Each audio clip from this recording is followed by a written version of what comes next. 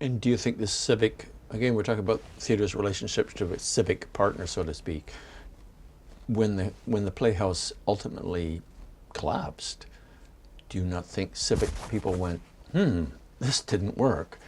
Do you think that happens? What did they think when the Playhouse went down? I mean, the rest of the country, we were shocked. We went, what do you mean? We love the Arts Club, but Vancouver Playhouse went down? Well, if it went down, what else is going to go down?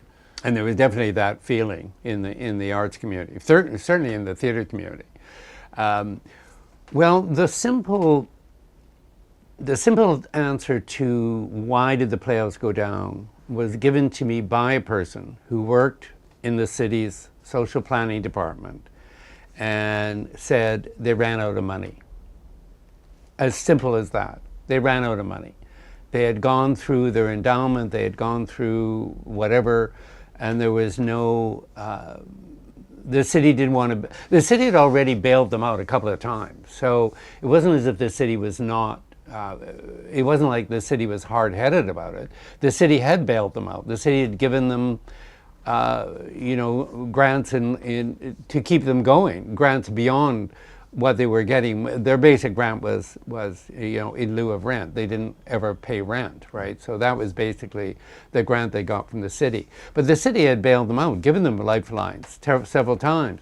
And I guess the city just decided this company, maybe there's a lifespan and it's run its course. I think there was a certain sense of that at the city. You must remember that it being a rental house, there would be whoever was in charge of renting it would maybe say, well, we could rent it to someone else. Yeah. I'm sure there was a feeling that maybe other people would come along and another theater company would come.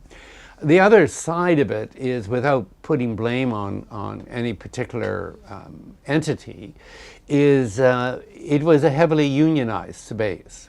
I mean, we're a unionized space here at the Arts Club. Eventually, IATSE? Yeah, well, yeah. Eventually, we got, eventually we were unionized, but they were, the history was as obviously as a civic building. It's got a civic union. The front of house was unionized. Everything was unionized. So I know CanStage. Well, when it's Toronto Arts Productions, CanStage, they locked IATSE out once. They said we can't cover that cost. We can't, they have the wonderful stagehand who's sitting there and does the flies twice, pay twice what the leading actress. We can't function with that, and they shut them out. And I think they were hoping to shut them out, and either IATSE changes, or there's a certain period. If they're out for so long, then you can open up to new contracts. And in that period, all the staff of CanStage were doing everything. And I had a show on at the moment, and I noticed the difference in the theater. But then the city pressed down on CanStage, said you can't. You have to make a deal with IATSE. And so a deal was made. Better, but not great.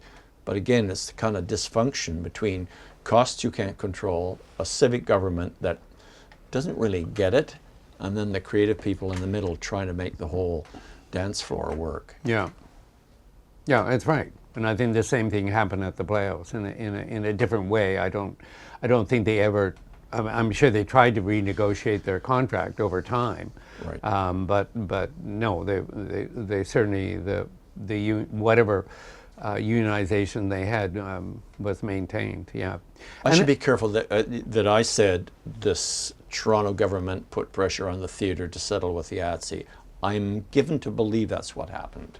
I don't know that that's what happened. Right. But IATSE is a very resourceful union.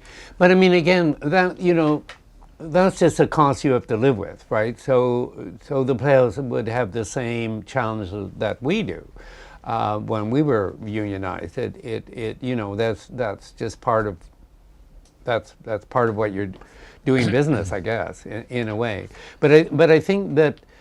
Getting back to my point about perhaps it's because of the experience of the Playhouse not controlling their space, it was very important to me that if we ever got another space like Granville Island and then eventually the Stanley, that we controlled it, that we weren't that we weren't, you know, at the whim of some landlord, which is what happened at Seymour Street when we lost that space.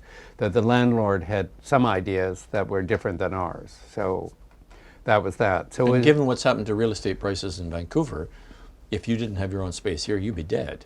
yeah, exactly, exactly, and I think it's kind of borne out by the fact that there are very few other new theaters that have been, you know, that are not controlled by some version of government. I mean, there's a couple of other theaters here on Granville Island, but they're run by CMHC, which operates Granville Island. So they're quasi-government run, and What's CMHC? CMHC kind of margin and housing. CMHC. It's a city or a provincial? No, it's department? it's federal. It's federal. Yeah. Oh, Yeah. okay. Yeah, because the Granville Island was a federal project by the Liberal government at the time, and for some bizarre reason, it was put in the bailiwick of CMHC, Canada Margin Housing Corporation. A few years ago, they tried to change the reporting structure to the Port of Vancouver. That the Port of Vancouver would be responsible for Granville Island because it is surrounded by water, but that never happened. So The Port of Vancouver. so our landlord is the federal government basically, and we've been able to renew our lease, fortunately. But the original lease we had in '79 was for 50 years, which, you know, gave us a certain amount of stability, clearly. And what's the lease now? I think it's been extended another 20 years. Right. Yeah. Right. But you never know, you know, what's going to happen. Whether they decide, you know, is there another use for the building apart from a theater? Fortunately, the theater is successful enough that they know after the Granville Island Market, the Arts Club Theatre on Granville Island attracts more people than any other particular organization.